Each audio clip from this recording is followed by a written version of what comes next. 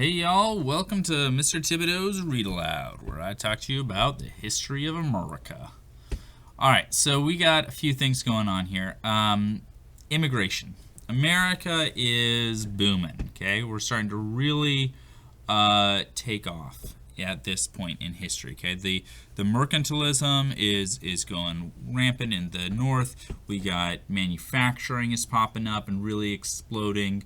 We have, unfortunately, a very slave-driven economy in the South, which is producing lots of goods, and money is flowing into America.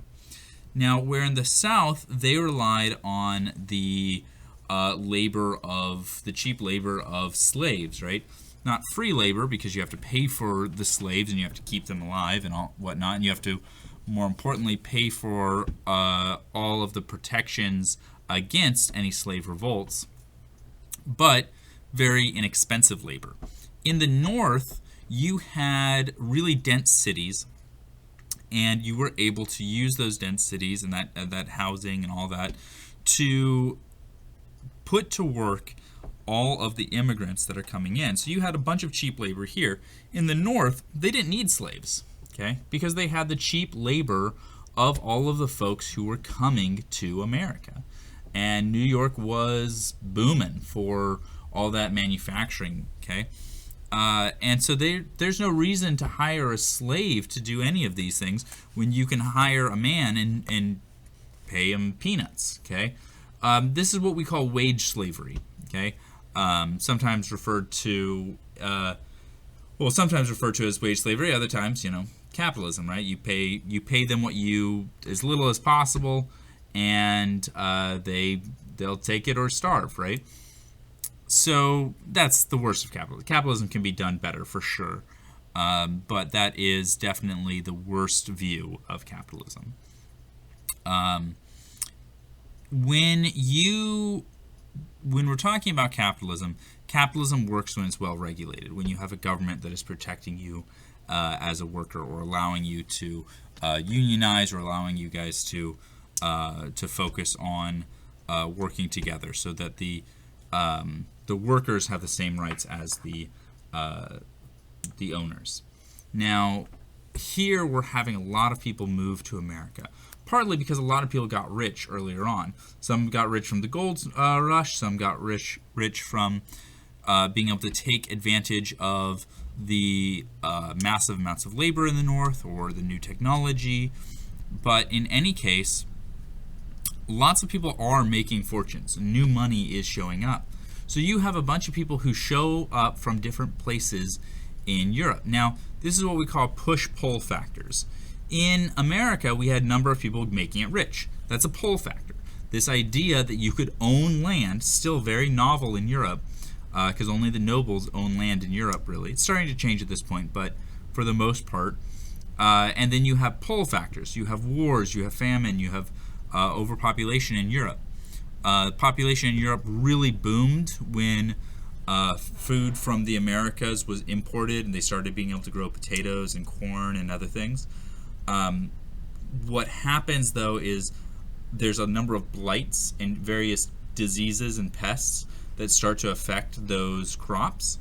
And because of that, suddenly these crops, which had no local diseases, were starting to become affected. And so the amount of food they could grow was severely curtailed, and that was causing a lot of issues. So people started moving out. You also had political repression and various other things, which America was, allowed for more political power. So people wanted to move to America. European immigration is really, really big at this time, okay? And you see where they're coming from. No immigrant to America has an easy time to begin with, okay? Most of these immigrants, okay, specifically the Irish, even the German, a lot of these are not considered white folks. Irish, and when we get to the Italians especially, the Irish and the Italians are not considered white at this point. They are considered other. The upstanding white folks that are there, okay, the English basically, really look down at these people as the same as a black person, okay, or an Asian person. Okay, there's a lot of racism that's going on here, and the Irish do not count as white if you're English. Same with the Italians and even Spanish to some degree. Germans, 50-50. There's a lot of racism there too. Talks about a little bit about the difficulties here, okay, and why they're coming, okay, a little bit I mentioned already. Assimilating is the most important part. Whenever a country allows people to come into its borders and helps them assimilate, they have the country will benefit tremendously. This is where we see Rome at its best. When Rome has the Germanic tribes come into their country and assimilate them and become Roman, Rome is going to become way more powerful as a result. And that's true of America as well. When we invite people to become American and to join the American dream, we grow massively, okay? Immigration in the short term can cause lowered wages or some difficulties with, the idea of maybe they're taking our jobs. But that's very short term, like less like a year or so. After a year, immigration creates far more jobs, increases wages, and increases the amount people are making because they've created more. There's more people to buy things. There's more people to sell to. There's more people to create new industries. More people to come up with inventions that change our world. So it's important to assimilate, to ask people to come here, not necessarily to get rid of all of their past self, but to become American, okay? When you don't do that, you get issues like what we see in Texas, where the Americans who came to Texas, to Tejas, did not ever give up their sense of American. They were Americans living in Tejas. And that's where you get the Texas War and the revolution there, because you have these people who are like, no, I'm still an American, I can own slaves. Not, oh yeah, I'm a Texan now, or I'm Mexican now. Okay, you didn't see that because that wasn't really, and part of that was because the Americans really wanted to hold on to their slavery, and so they resisted the assimilation. That's also what happens later in Rome, when the Romans don't allow the Germans to assimilate, and the Germans are like, okay, well, I guess we're still German, so I guess we're all going to work together to overthrow Rome. That's simplistic, but still. It's important to include people into your country and not keep them as separate. Moving to the Midwest, a lot of Germans especially were fed up with England, and so of course they continued to move, and so they created a lot of their own areas in the Midwest. Okay. Opposition to immigration, there's always going to be opposite. We always look at the world between us and them. We are the good guys, they are the bad guys. They're coming here, they're wrecking everything. They're not sending their best. They're sending, all of the worst people are coming here. But that is, we need to work hard to avoid those kind of stigmas, to avoid that kind of talk. Immigration is because people are looking for a better life. These aren't lazy folks. If they were lazy, they would have stayed where they were. These aren't people who are rarely are they criminals by nature, right?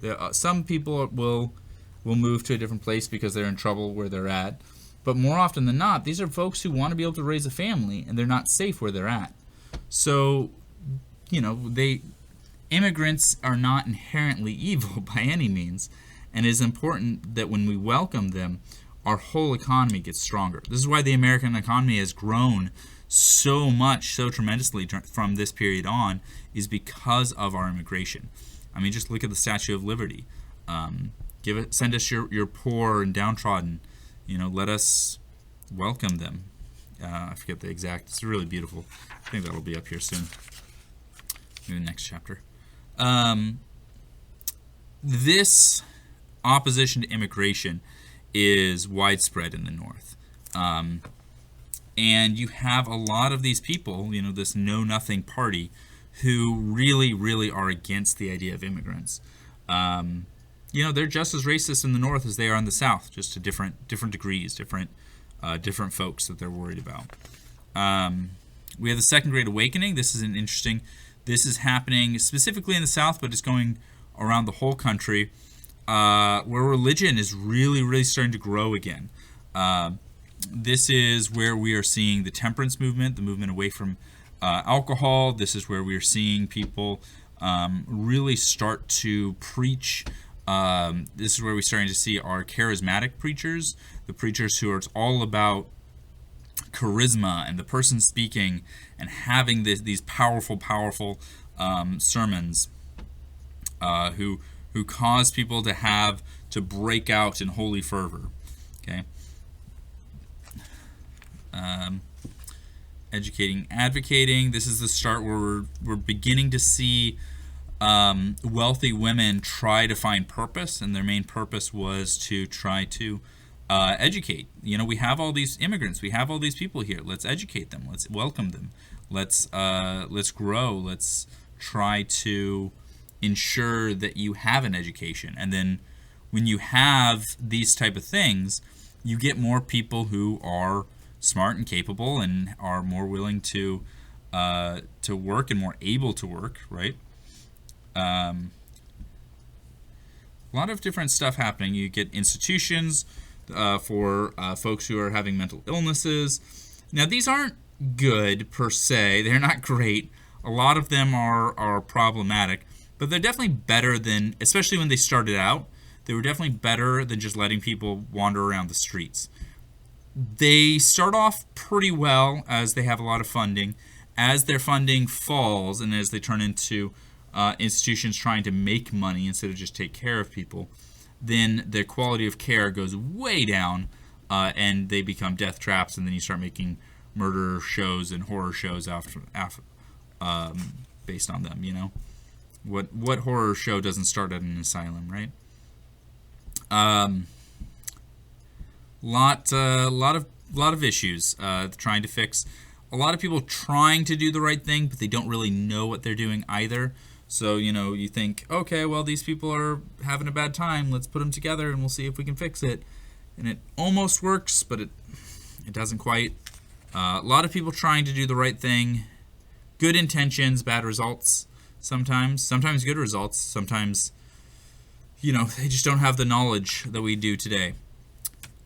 This is where you guys would be if we didn't have government regulations. When people talk about how businesses know best and we shouldn't have government telling businesses what to do, this is what I think about. Because this is what businesses wanted to do on their own. Without government regulation, businesses would pay you pennies on the dollar and put your children to work. And you'd be working 10, 12-hour days. So 14 hours a day, 6 days a week. Okay? So I think that government regulation definitely has its flaws, don't get me wrong. There's all kinds of times which government regulation from Democrats or Republicans or who's-its or what's-its goes too far or doesn't go far enough. But keep in mind, government regulation done correctly helps us out. Okay? She shouldn't be at work. She should be at school, right? Government regulation is why we can eat our meat without getting sick, why we can drink our water without getting sick. Okay? If you go to Mexico, you've got to be careful about drinking the water down there, right? That's not true here in America. Well, it shouldn't be true here in America. Some places it is. Our lead and contaminants in our water is not great as often as it should be.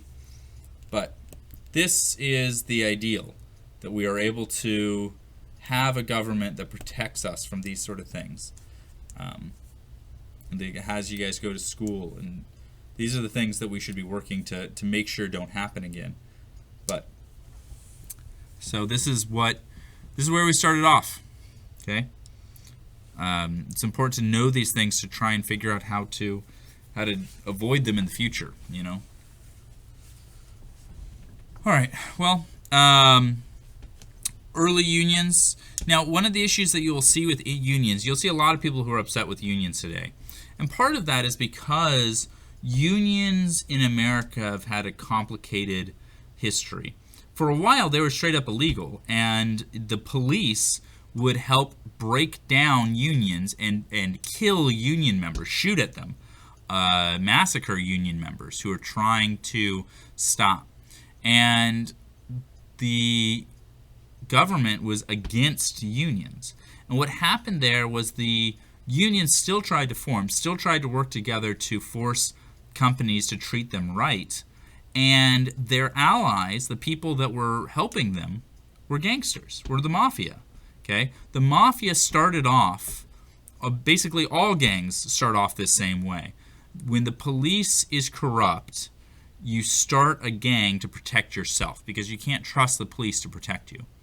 Now, when you have started a gang or a mafia, now you got to pay yourself somehow. You got to figure out how to turn that into a job. Well, if you're already breaking the law, you may as well keep breaking the law. And so they start asking people to pay money. This racketeering, right? You pay up, or else we can't protect you. Once you trying to find more money, you find hey, drugs are illegal. Let's start selling drugs. And the mafia and the gangs quickly get out of hand and quickly become something far worse than the police officers are. Okay, but at this point, the mafia and the unions are working together. Okay, and so you see a lot of corrupt union leaders as well. And so you kind of have two evils. You have the evil of a corrupt police officers who are killing people for trying to unionize, and then you have unions who are in bed with the mafia. And it's a tough spot, okay? And trying to figure that out. Now, in the 1900s, we see unions become legal, and we see a separation a little bit between the mafia and unions. There is small amounts of connection now between unions and mafia, but not nearly. It's basically non-existent now. There's still a little bit of it in the East Coast, but for the most part, it's not a thing we see anymore. But there is still, unions can still be corrupt in other ways. Now we see police unions being a thing, which is, crazy to think the police were killing union members now that we have a police union. Yeah, a lot of stuff going on, but this is where we were back then, and it is important for us to remember that and to realize that we can make life better for ourselves. So, anyway, that's all I got for you guys. Have a good one.